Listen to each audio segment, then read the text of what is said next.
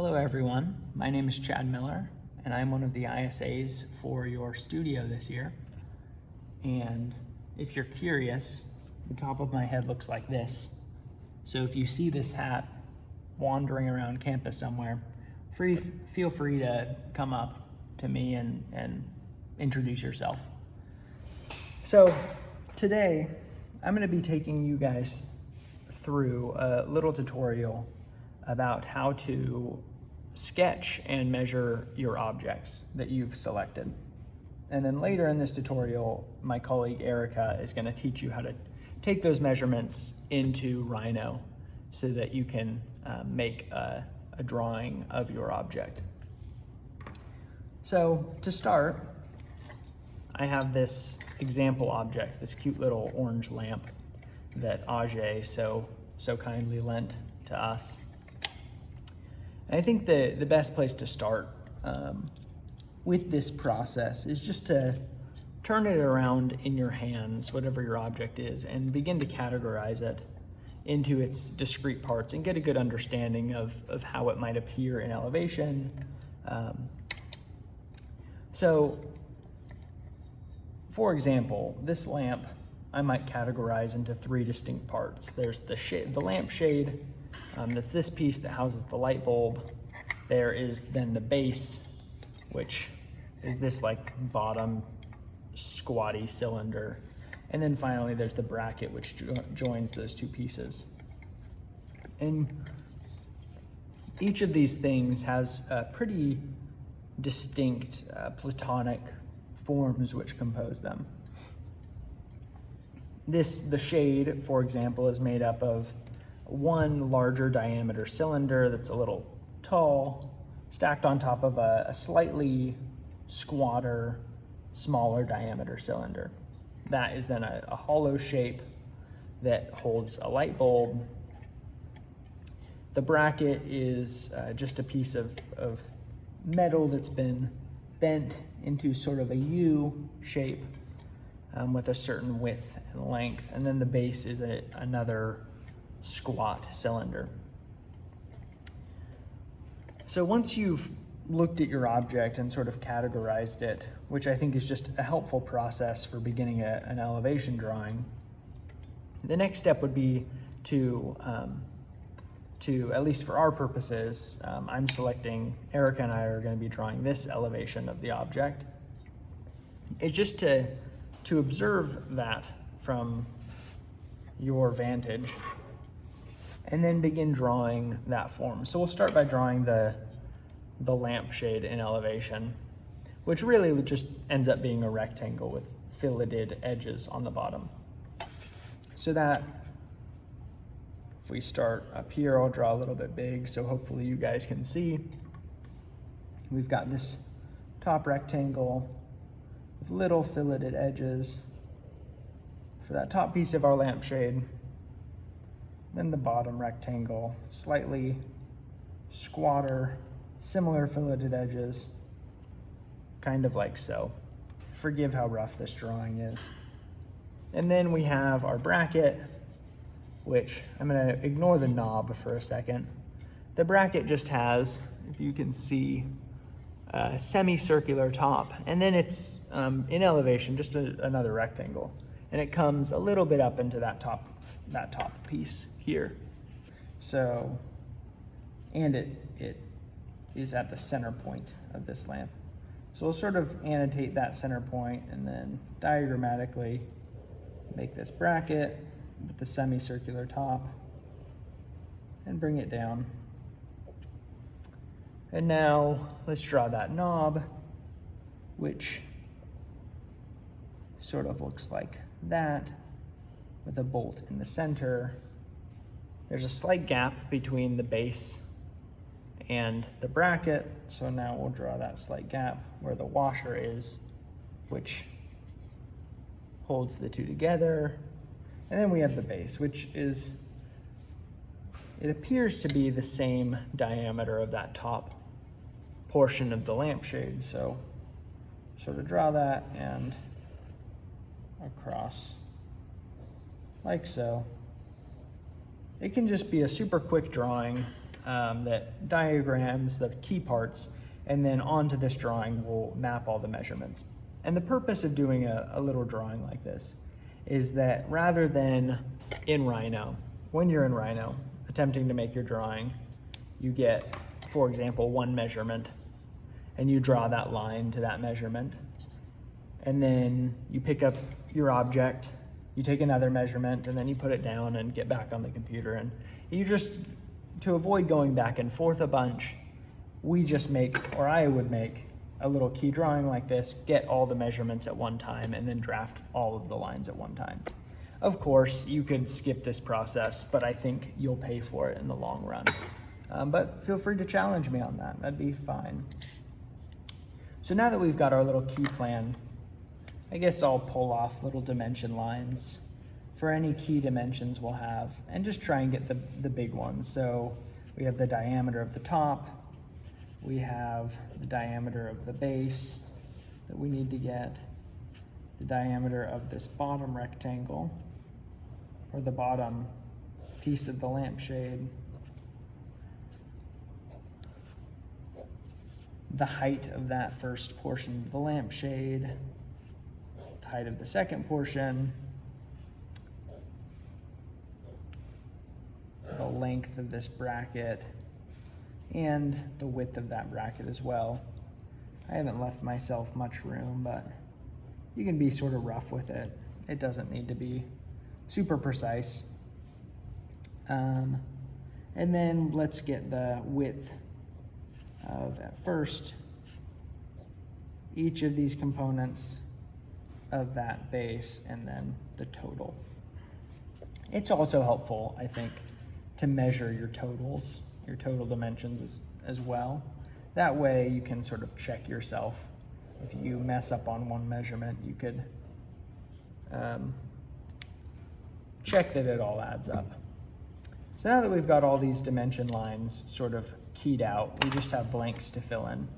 And so we'll take our objects and our little measuring device, whatever that may be. I have this little tiny measuring tape. I think it's for sewing, though I do not sew.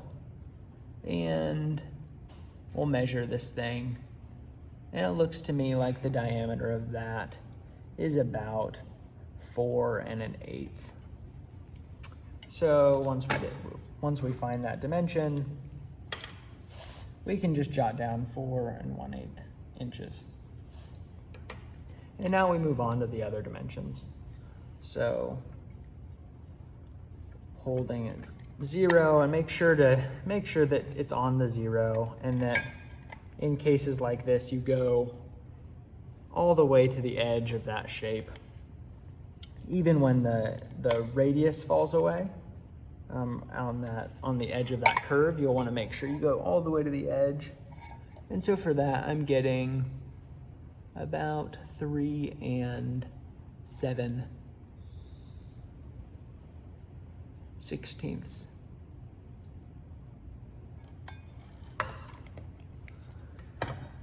3 7/16 for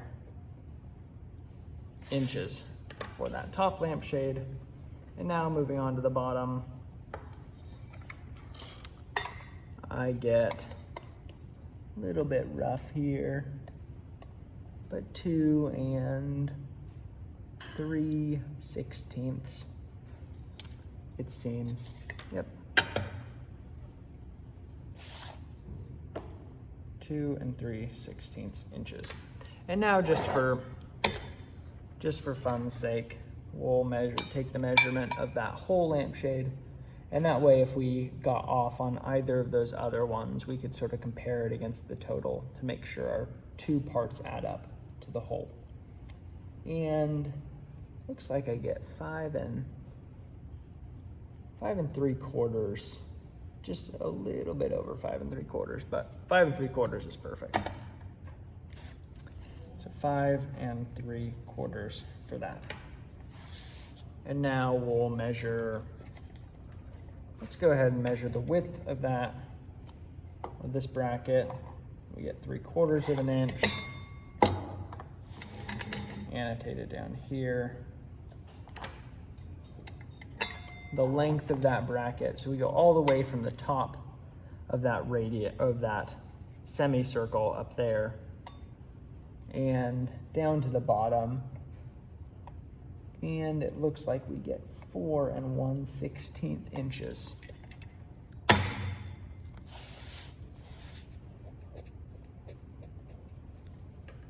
Perfect.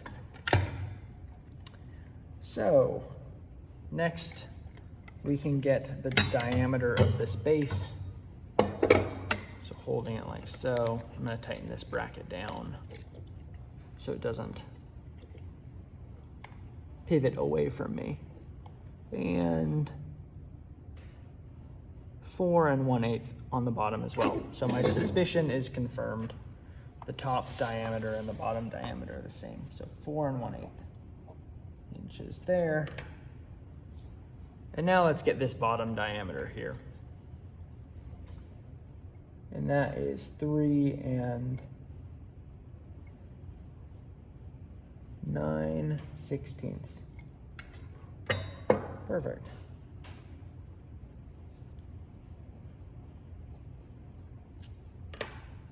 Of an inch. Okay. And next, let's grab, let me tighten these bad boys down. Now let's get the width of this, or the height of this base. And for that, I'm getting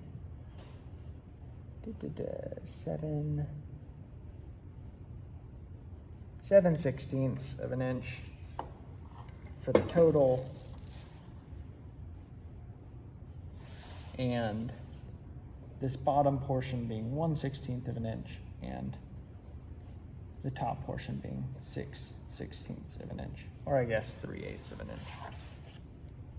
And now, just to confirm all of the other dimensions, let's get this one overall dimension of the total height of the lamp. Maybe we'll use it, maybe we won't. So we go from all the way to the top to the bottom, and we get 7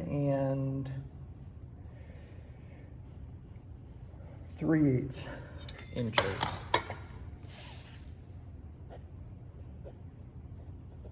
And now you'll notice that we neglected to get any measurements for this knob.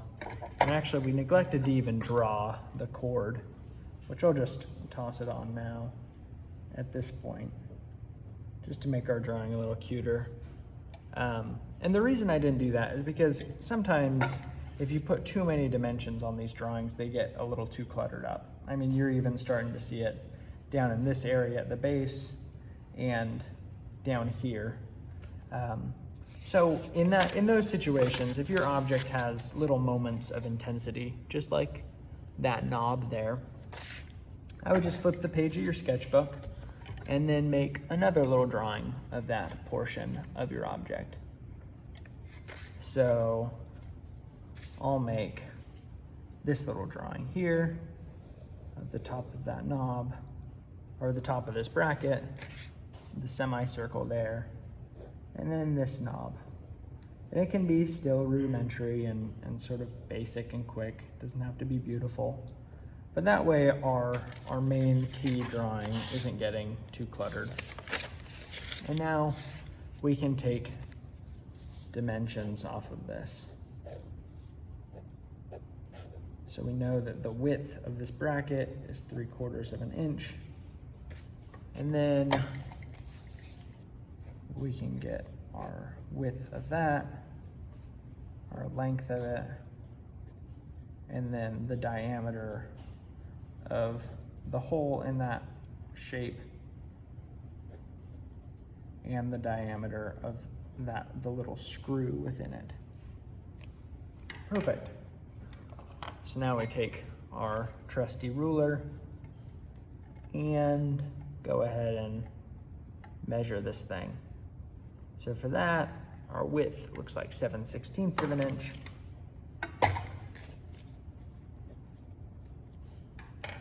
Our length, making sure to go from all the way top of the semicircle to the opposite top of the other semicircle to get the widest point. That is 3/4 of an inch. Sort of makes sense. Some of these objects will have little logics within the measurements that you can take advantage of. Some won't. You know, this one didn't have too many, but.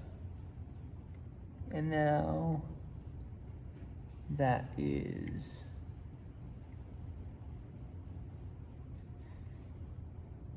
5/16 of an inch.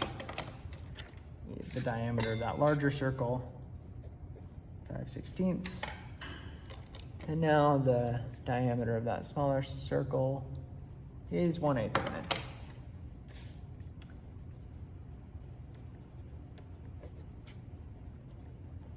And if your dimension gets a little too cluttered in there, I'll just draw a little line off to it. And like I said, these drawings don't have to be beautiful by any means. As long as you can read them and understand them, then they're valuable and helpful for you. And then the next little key drawing I'll draw is the little nub where the cord pokes through the lampshade.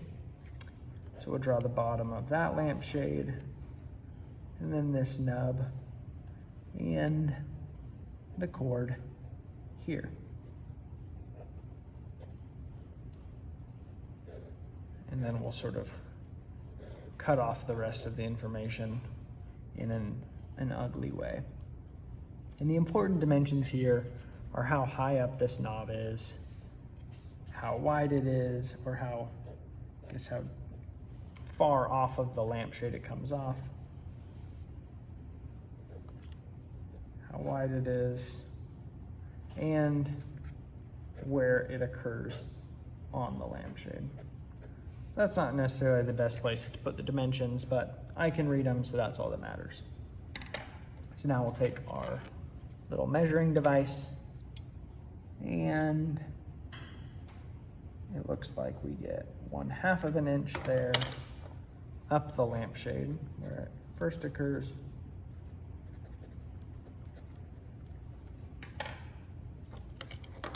It comes off of the lampshade. Let's see if I can get this a little bit more precise by folding my trusty measuring tape 3/16 of an inch. It comes off, and then it is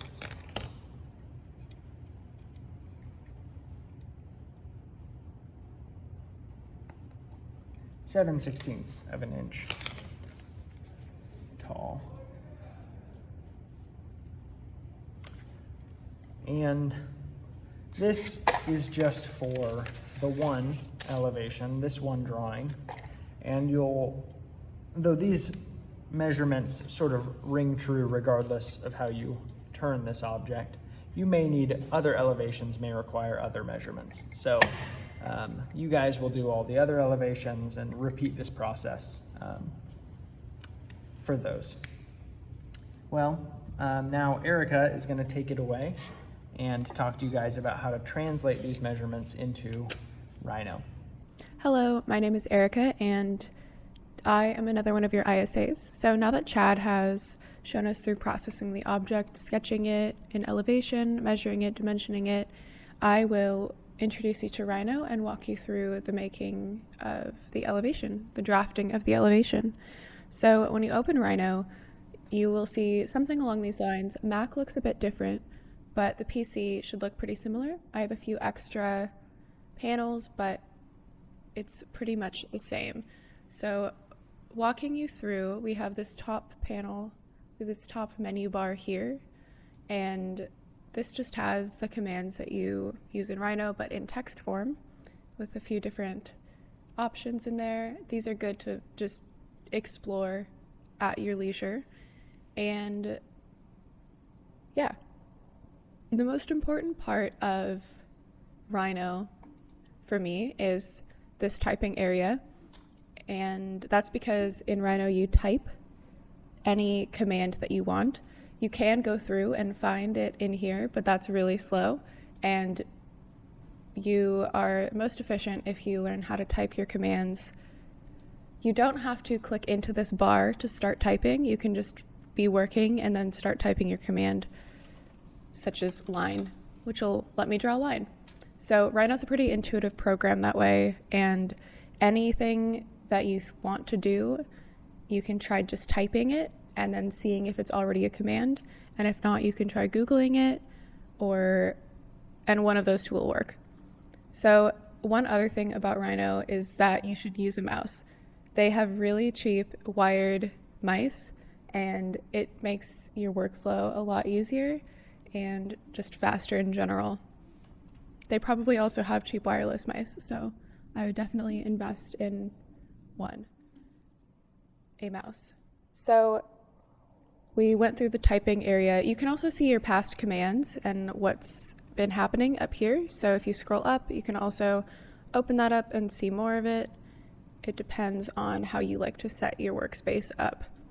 Right under that text bar, we have these categories, this category menu situation. And when you click on each one, they show this row of icons that changes. And when you hover over one of these icons, it will give you the name of the command it refers to. And sometimes you can do a right click for a different but related command. And this is an area that's great to explore, especially if you're not sure how to do something that you want to do, or you're just curious one day. That's how I found that learning Rhino works best. You just mess around and figure it out without too much structure, I guess. So going into that, we have this menu on the left right here, which changes a bit with the menu we just talked about. And this is just more buttons for your commands. And the reason that I say you should type instead of find the buttons is it's just significantly faster and will help your workflow in the long run. One thing that is different about these buttons over here versus the buttons up along the top are these corner pieces where they expand to this new menu here with a bunch of different options. And on the right side of the screen, we have the Properties tab, which is this rainbow circle situation, and that tells you about your viewport, camera, target length, etc. And next to that, we have the Layers tab, and this is the one that we'll be using the most today, and the one that's pretty much the most important, because it helps you manage your grouping of lines and objects in your Rhino file. So let's open this up a bit. There's a few different options in here. As you can see, these are just some default ones that they give us, and they have different colors here. You can change these colors by double-clicking on the square and just opening it up, changing the color, whatever you want to do. Notice this also changed the diamond over here. This is actually the print color box, and so when you're printing, just be aware of what this is set to. I'll just set that one to black. And then this check mark here next to default means that it's the active layer. So if I go into top and I draw a line, then you see it's black. But if I switch my active layer to layer 3 and draw another line, then you can see that it's blue. And then when I hide the default layer with this light bulb here, it hides all of the lines on that layer.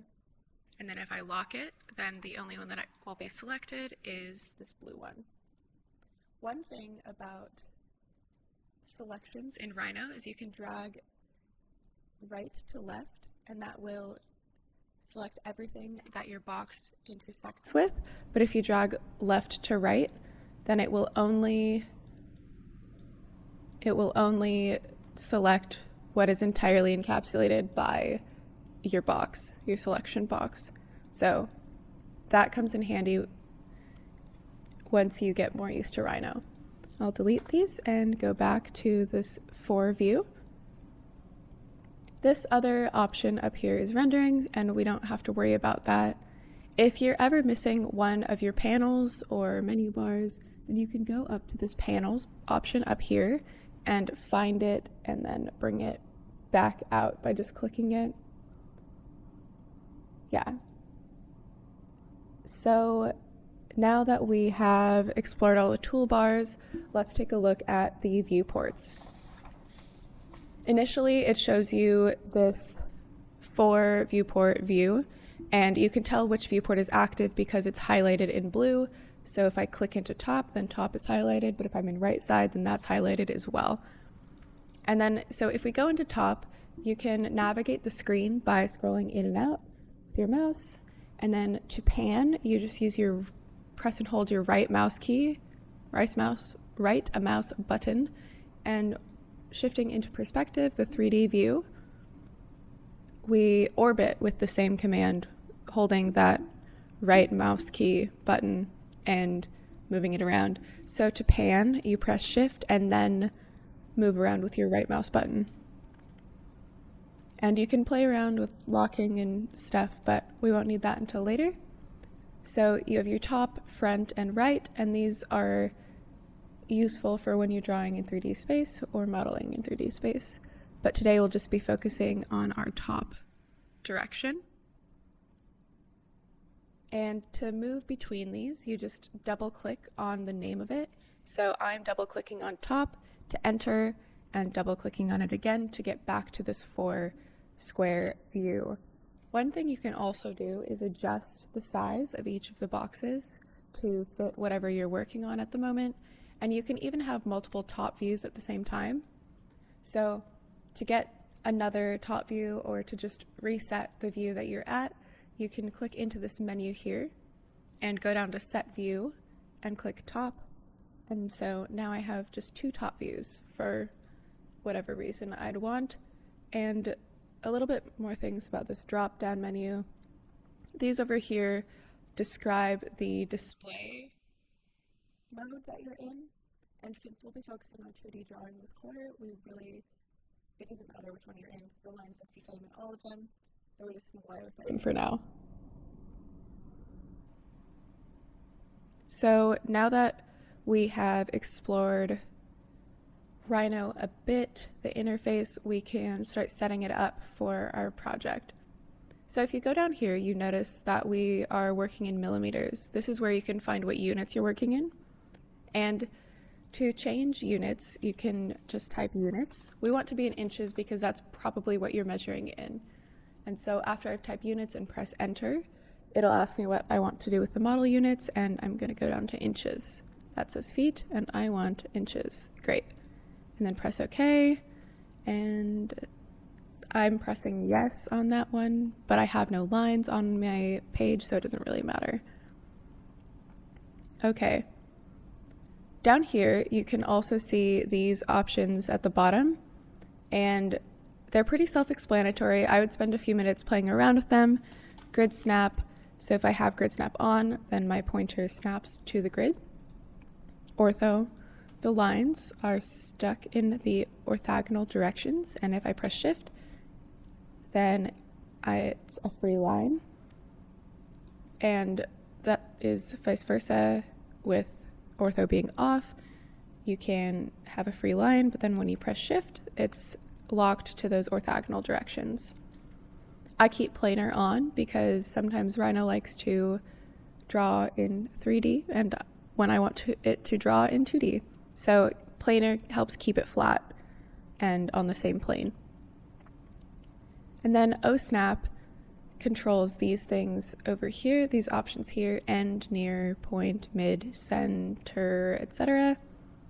And I always keep my OSnaps on. The most important ones for you will be end and mid, and the rest are for you to play around with.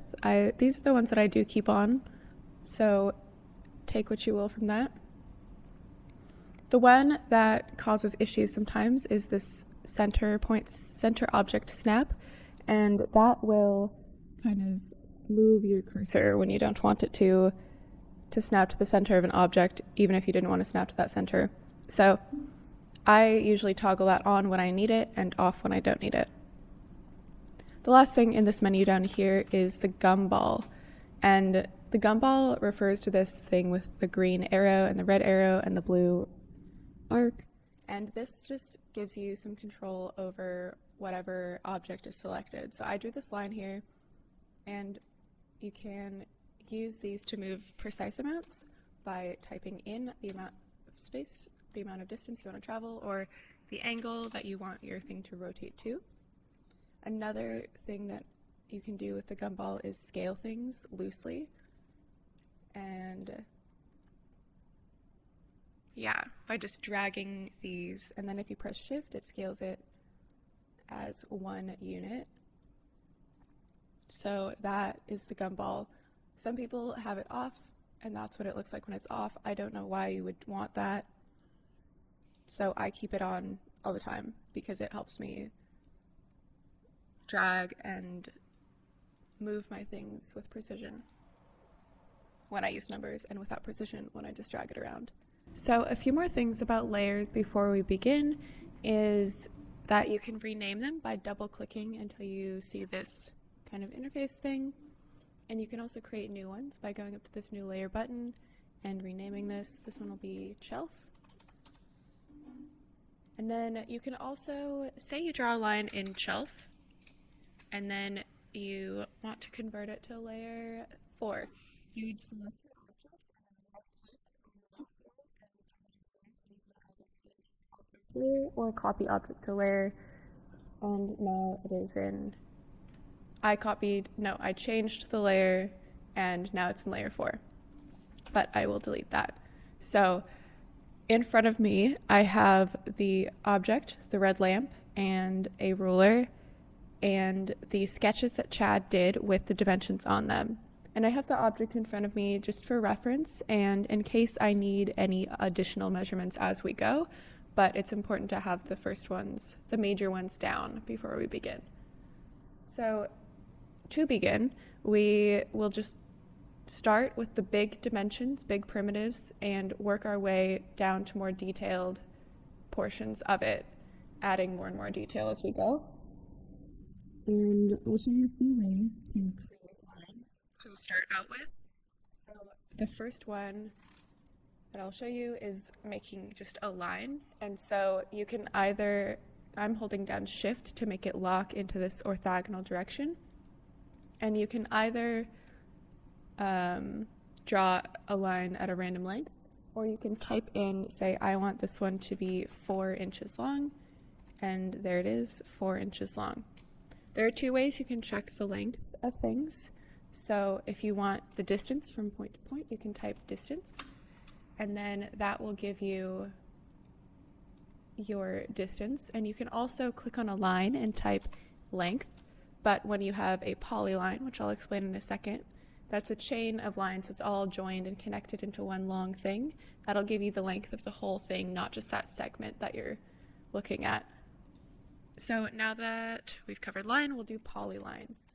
So typing polyline, and it's pretty much the same as a line, except you can continuously draw with it. So I'll make this first one 2, press enter, hold shift, and click, and that drops that end point. And then maybe this next one is 3, and we'll go up here just like that. You can also just click randomly until it comes together into a line like that. Those are both useful for starting out your things. The primitives for the lamp are so that I can use rectangles instead, which are great tools. So I'm just going to type a rectangle, and my first dimension is 4 inches and an eighth. So to type fractions, you just type your base number dash 1 over 8, and that just is 4 and an eighth of an inch because we've already shifted our units into inches. So I'm pressing enter, and that has set that width. And now we need to do the other direction, which is going to be 3 and 9/16. So you can see it just like that. And then for the bottom part, we'll draw another rectangle. And this one is 3.5 wide and 2 3/16 tall. And since I started it here, the rectangle is inside of our other rectangle, which we don't really want. So we can move it. And the way I do this is just by typing move. And because we have our midpoint O-snap on here, I can hover over this object and select the midpoint and then move it to the midpoint of this other object down there to start building out the shape as a whole. And we can also use stuff called construction lines. So I'm going to rename layer 5 construction and use that for when we don't want that line in the final thing, but it would be helpful while creating and drafting your object. So the final height of the whole object is 7 5/8. Great. And when I don't want that, we can just go into that layer and hide it or lock it. So I will just leave that locked for now. And now that we have our body of the lamp, it's time for the base. And so I'm going to draw another rectangle at 4 1/8. And then the height is 3/8. And I'm just going to move this down as we go. And then the next one is this vertical piece here. And again, I'm going to move that to the center, just like so. And then now that we have our basic shape, we're going to start adding details in. And for me, I think the little gaps at the bottom are important, so I'm going to move both of these up 1/16 for that bottom plate that's underneath the base. And then there's a little gap between the stand and the base that I'm going to make another 1/16 of an inch. And I think I made this one a little bit short, so let's check that distance. So it says 4 inches rather than the 4 1/4 that I needed. So to fix that, I will use something called scale 1D, which just scales your object in that one dimension.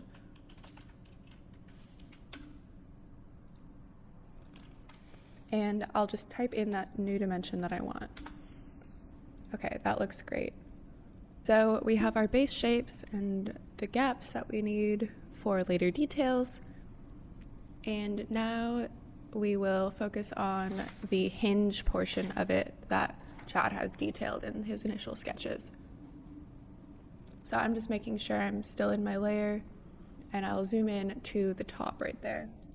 And to make this part, we'll be using the circle command, but you could also use the arc command if you so desire. I'll show you the arc first.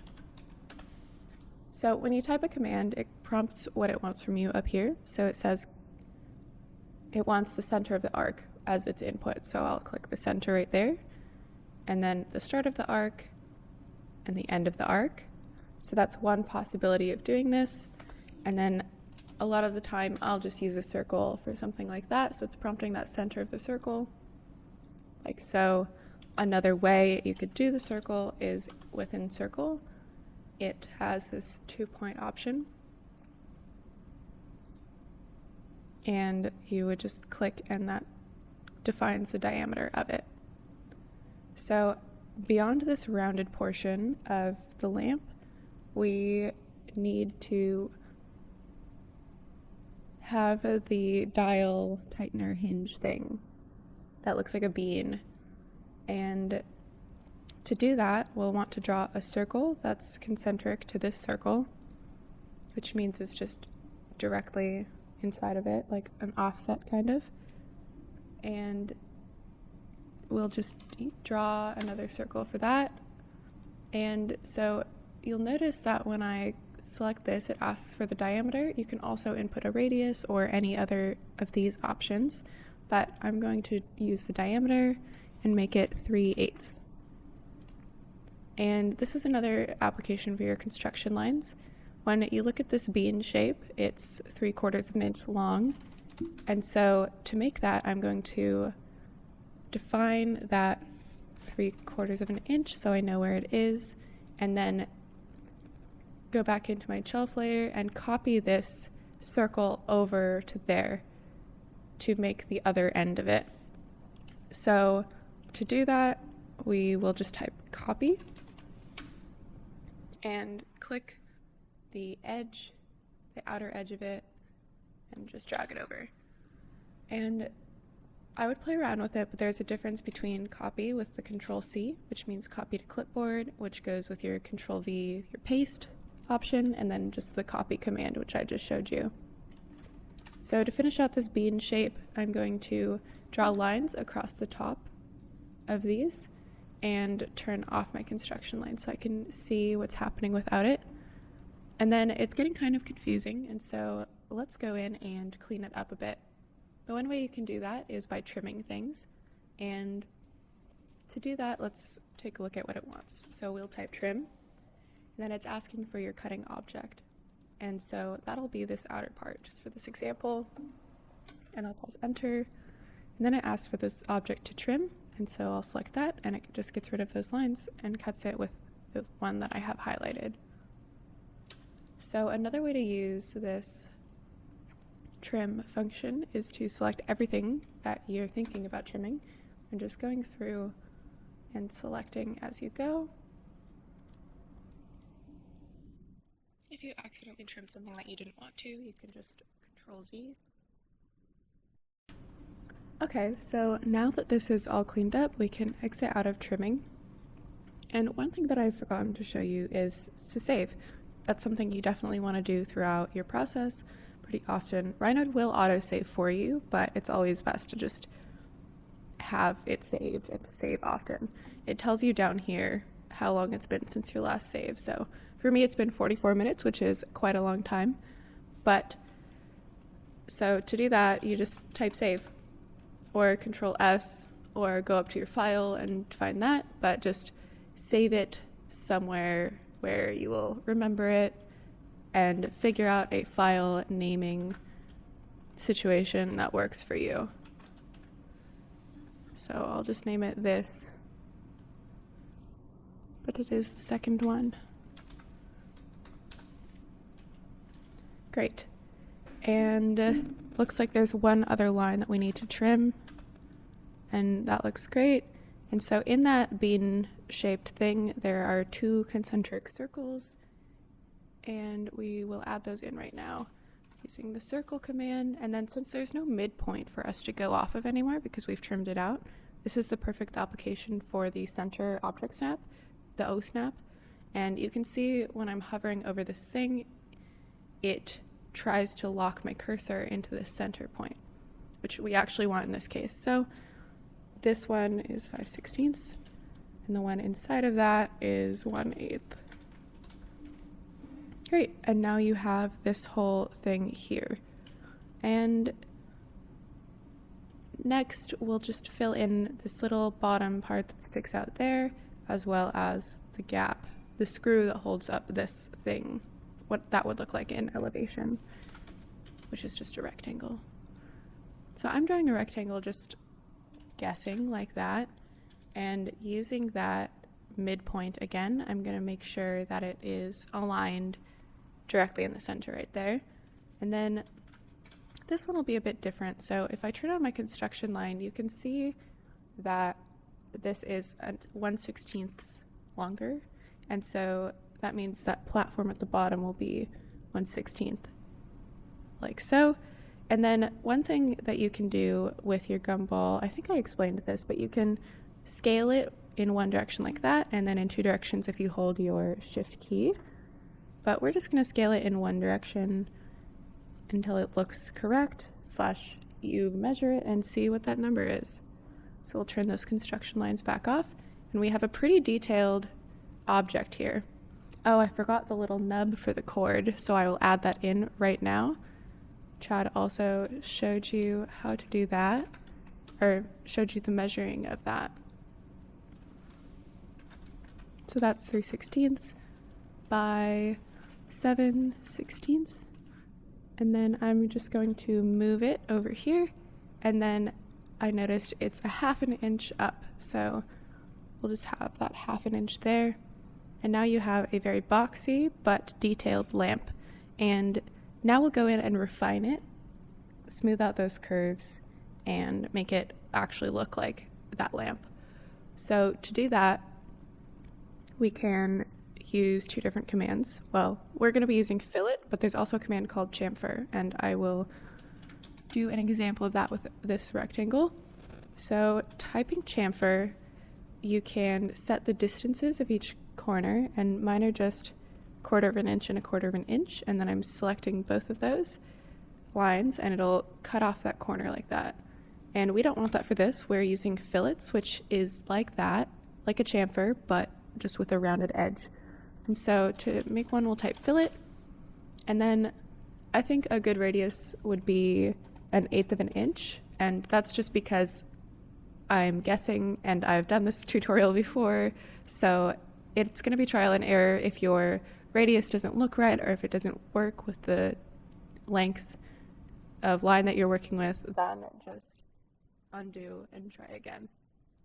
So I'm just going around filleting the edges where they need to be filleted at 1/8 of an inch distance. Okay, and there's also one in here, and it's deleting that line there. So let's go in. It's deleting that interior line, and so we want to add that one back in, but because layers are a great way to group lines, we can use this as an opportunity to start differentiating between the inside lines and the outside lines, or however you choose to hierarchically distinguish your lines from each other. And so I'm going to make sure layer 2 is named. We'll just call it inside. And then I'm going to make sure my print color is black, just so that when I print this thing, it won't be purple on accident. But I'm leaving this color purple just so that we can tell the difference while we're modeling or drawing. So I'm just drawing that line across and then trimming it, like so. And switching back to the shelf option. I'm finishing up my filleting with this bottom portion, but I need to change my fillet to be a 1/16.